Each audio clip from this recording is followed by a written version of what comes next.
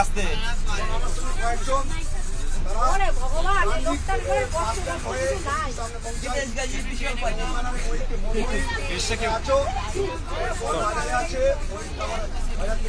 আজকে আমরা এই বিধাননগর ইস্ট থানা থেকে আমাদেরকে ছাড়লো আমাদের নিজস্ব বাসে করে শিয়ালদায় একটা বাস পাঠানো হয়েছে এবং হাওড়াতে একটা বাস পাঠানো হয়েছে। এটা বড় ব্যাপার নয়, তবে আজকে যেভাবে 2022 প্রাথমিক টেট উত্তীর্ণরা সল্টলেকে যেভাবে বিভিন্ন দিক থেকে যেভাবে অভিযান সফল করলো তার জন্য আমি ধন্যবাদ জানাই 23 জেলাকে। 2022 প্রাথমিক টেট উত্তীর্ণ 23 জেলাকে ধন্যবাদ জানাই।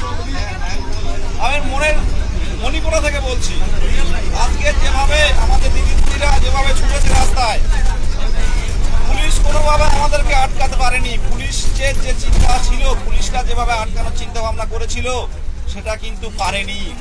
একটা প্রথম কথা কি জানেন, পেটে খিদে থাকলে না কেউ সামনে আসতে পারে না। আমি বলতে পারি 2022 প্রাথমিক টেট পাস এমনই একটা আবেগ, এটা পুলিশ দিয়ে কোনো কাজ হবে না, কাঁদানো গ্যাস দিয়েও কোনো কাজ হবে না। তাই বলবো 2022 প্রাথমিক টেট উত্তীর্ণদের জন্য ভোটের আগে নিয়োগ চাই, না হলে কিন্তু আমরা এরকম অতর্কিত পদ্ধতিতে বিভিন্ন দিক থেকে কিন্তু আমরা করব। পুলিশ নাজেহাল হয়ে যাবে, ঘুম কেড়ে নেব, আমরা সরকারের ঘুম কেড়ে নেব। আজকে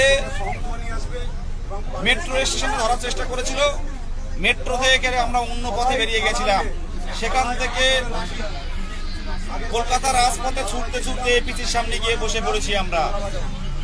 আমাদের বসতে হবে কেন? আজকে বাংলার যুবক আমরা, বাংলার সৃষ্টি আমরা। আরে বাংলার যুবক, বাংলার হবু শিক্ষককে কেন পথে নামতে হবে? আজ দেখুন, আমি ক্যামেরার সামনে দেখাতে চাইছি, আমাদের সুদীপ ছিল,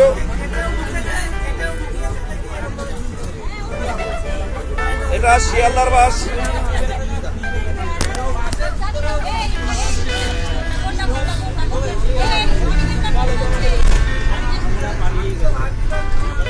এই শিয়ালদার বাসে সবাই যাচ্ছি, দেখুন।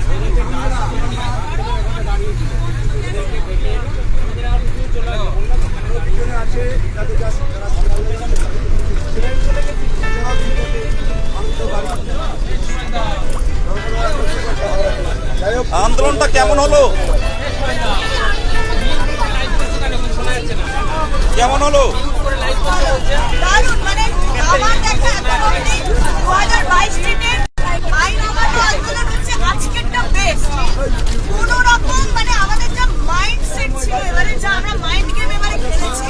পুলিশ নাজেহাল হয়ে গেছে আজকে আমাদের তুলতে। আমরা মেয়েরা, আমি নিজে একটা মেয়ে হয়ে বলছি, আমাদের মেয়েরা এমন ভাবে আজকে ব্যারিকেড টপকেছে, পুলিশ মানে হতভম্ব হয়ে গেছে, কোথায় আমরা তুলবো, এমন অবস্থা হয়েছে। একদম। আর আমাদের আজকে আন্দোলন কেমন হলো? পুলিশ কিছু করতে পেরেছে? আমরা পুলিশের থেকে জোরে বেশি দৌড়েছি, প্রায় 2 কিলোমিটার দৌড়ে গেছি। তারপরে আমরা ব্যারিকেড টপকে পুরো এপিসির সামনে গিয়ে বসেছি, পুলিশ কিচ্ছু করতে পারেনি। এবং তারপরে আমাদের জোর করে বলপূর্বক তোলা হয়েছে, 4-5 জন মিলে এক একজনকে তুলতে পারেনি, এইরকম অবস্থা। আগামী দিনে কি কর্মসূচি চিন্তা ভাবনা আছে? লাস্টে যখন আমাদের দমাতে পারেনি, অনেকে আঘাত করেছে, মেরেছে, সেইভাবে পুলিশ রীতিমতো তুলেছে, না হলে সুস্থভাবে কাউকে তুলতে পারেনি। এইরকম আগামী দিনে কি চিন্তা ভাবনা?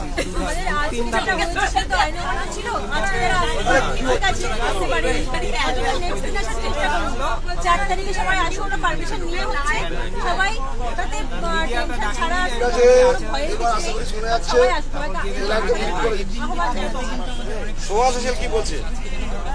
সবাইকে বলবো, এরকম লাগাতার আন্দোলনের ফলেই আমাদের নোটিশ আসবে। তাই বলছে এরকম আইন আন্দোলন আর 4 তারিখে বিশাল মিছিল আছে, সেই মিছিলে আমি বলবো মেয়েদের বিশেষ করে আসতে সব জেলা থেকে, কারণ সেদিনকে পারমিশন আছে, এবং ভয় না করে সবাই রাস্তায় বেরো। যদি শঙ্খ থালা নিয়ে আচ্ছা, সবাই শঙ্খ আর থালা নিয়ে আসবে, যেভাবে বাজিয়েছিলাম ওইভাবে, তাহলে কিন্তু একটা ভালো ইম্প্যাক্ট করবে। ঠিক আছে, সরকারের কানে পৌঁছবে। সবাইকে বলবো থ্যাংক ইউ। Thank you. মই কি বলবে, দু কথায় বলো।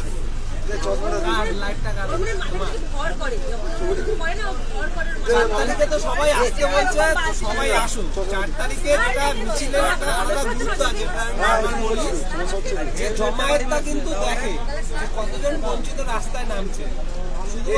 মিডিয়া কভারেজ করলে কিন্তু হবে না। আমি 10 জন নিয়েও মিডিয়া কভারেজ করতে পারি, কোথাও গিয়ে হুট করে বসে গেলাম মিডিয়া ডেকে মিডিয়া দেখাবে, কিন্তু সেটার থেকে কতজন বঞ্চিত রাস্তায় নামছে এদের সংখ্যাটা দেখে, জমায়েতটা দেখে কিন্তু সরকার ভাবে যে না এরা অনেকে সংঘবদ্ধ আছে, একসাথে এরা বারবার নামছে।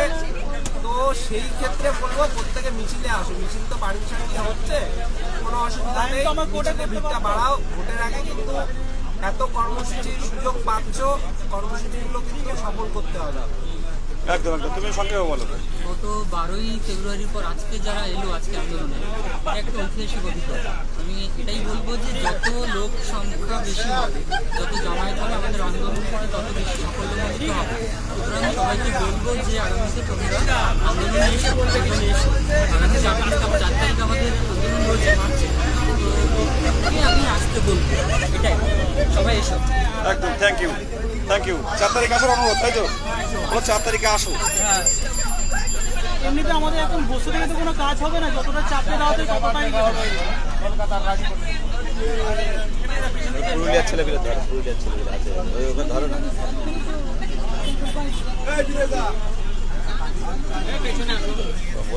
কিছু বলো। পুরুলিয়ার ছেলেপিলে ধরো। সকলকে নমস্কার। আজকে যারা আন্দোলন তাদেরকে সংগ্রামী 4 তারিখে খেলা এবং সবাই মালা আর ঘন্টা সবাই নিয়ে আসবে, দেখা যাচ্ছে সব 4 তারিখ। আমরা পুরুলিয়ায় এসছি, পুরুলিয়াতে এসছি, হ্যাঁ, বলো। পুরুলিয়াতে এসছি। জিন্দাবাদ। আজকে আমরা পুরুলিয়ার পক্ষ থেকে সর্বপ্রথম তোমরা কত রাতে বেরিয়েছিলে?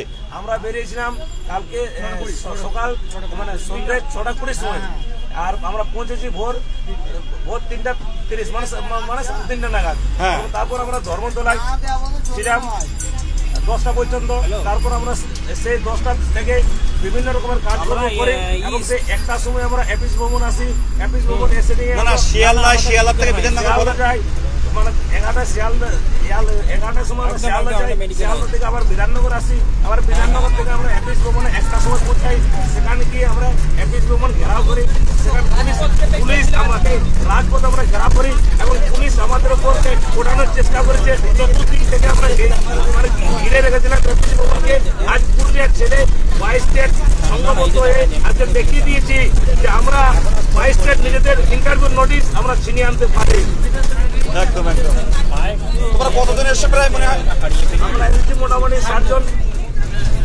পুরুলিয়া জিন্দাবাদ, জিন্দাবাদ জিন্দাবাদ, পুরুলিয়া পুরুলিয়া, জিন্দাবাদ শুষ্ক শহর পুরুলিয়া, জিন্দাবাদ, জিন্দাবাদ শুষ্ক শহর পুরুলিয়া, জিন্দাবাদ, শুষ্ক শহর পুরুলিয়া, জিন্দাবাদ, ওয়েলকাম পুরুলিয়া। জিন্দাবাদ, জিন্দাবাদ। তোমার কাছে বলো। আজকে আমাদের মাননীয় মুখ্যমন্ত্রী আমাদের জেলা পুরুলিয়াতে গিয়েছে, কিন্তু আমরা তার ওখানে এসেছি আমাদের দাবি ছিনিয়ে নিতে। আমরা হাঁটতে পারি না, হারবো না। আমরা হাঁটতে পারি না, হারবো না। আমরা হাঁটতে পারি না, হারবো না। আমরা হাঁটতে পারি না, হারবো না। আর কেউ কিছু বলবে? আমাদের রাজবাড়ি কিছু বলবে? না না, একটু বলো। দীঘা থেকে, শুধু দীঘা থেকে এসছে দিদি, কিছু বলতে হবে দিদি। এই আমাদের ইমাম সাহেব কি বলছে? হ্যাঁ হ্যাঁ, বলো।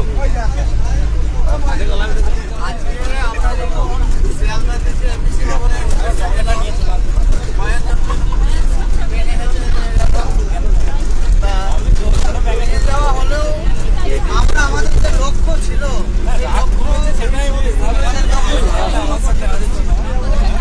রাজপথে আমরা নেমে আমরা যদি না আমাদের সুরাহা হয়, অর্থাৎ ইন্টারভিউ নোটিশ যদি না আসে, আমরা তাহলে বৃহত্তর আন্দোলন আরো করব। একদম একদম একদম, চলো পাল্টাই। নেমে সবাই বেরিয়ে গেলে তারপর একদম আপনারা দেখলেন বিধাননগর ইস্ট থানা থেকে আমরা বাসে করে দুটো বাস দিয়েছেন। সেই দুটো বাসে একটা বাসে আমরা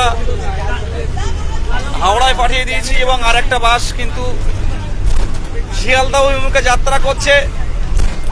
আজকে 2022 প্রাথমিক টেট উত্তীর্ণরা দেখিয়ে দিল তাদের বঞ্চনার অধিকার ছিনিয়ে নিতে যেভাবে দিদিমণিরা, হবু দিদিমণিরা যেভাবে ছুটতে গেছে, আমার মনে হয় পশ্চিমবঙ্গের মানে মহিলা কনস্টেবলরাও হার খেয়ে যাবে, এমনকি পুলিশও হার খেয়ে গেছে।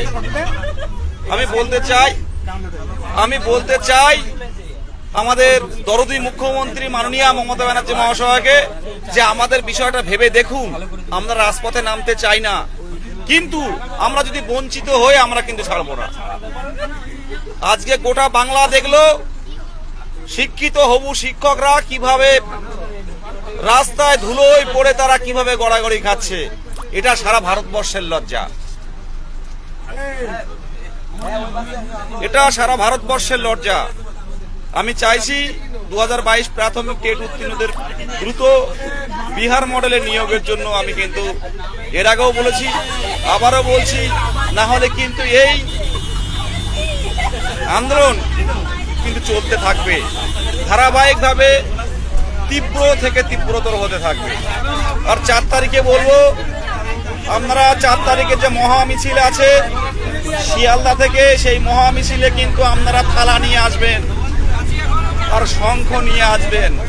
আমরা শঙ্খ বাজাবো, যদি আমাদের দিদিমণি একটু দেখে আমাদের দয়া করেন। কিন্তু এটুকু বলছি, আমরা কিন্তু দয়া চাই না, হকের দাবি চাই। এই শিলিগুড়ি থেকে আমার ভাই কুচবিহার থেকে আমার ভাই বিকাশ সাহা কিছু বলবে। তো আমাদের 1 বছর হয়ে গেল, রেজাল্ট হয়ে গেছে, তো আমরা নোটিফিকেশনের দাবিতে আজকে আসছিলাম। কিন্তু পুলিশের যে বর্বর অত্যাচার, এই বিদেশটা না থাকলে হয়তো আমরা বাস স্টেট কি অনেকে জানতোই না, কিন্তু এই বাস স্টেটের পরিচয় ঘটেছে ঐক্যমঞ্চ, অন্য কোনো সংগঠন নয়। এই সংগঠনের জন্য আজকে বাস স্টেটকে সমগ্র পশ্চিমবঙ্গ চিনতে পারে। তাই সবাইকে বলবো, আগামী 4 মার্চ আপনারা সবাই আসুন। আজকে যেমন উইদাউট পারমিশনে, আগামী 4 মার্চ কিন্তু পারমিশন থাকবে। আমিও আসবো, আপনারাও আসুন। একদম একদম কোচবিহার থেকে এসে আপনারা দেখেছেন যে খালি গায়ে ভিডিও ভাইরাল হয়েছে, সেই বিকাশ আমাদের সামনে আছেন।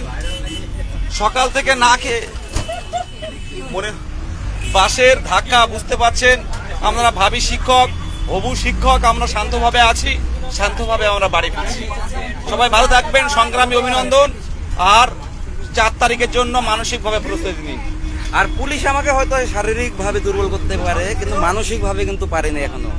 আমরা কিন্তু আবার জেগে উঠবো 4 তারিখ।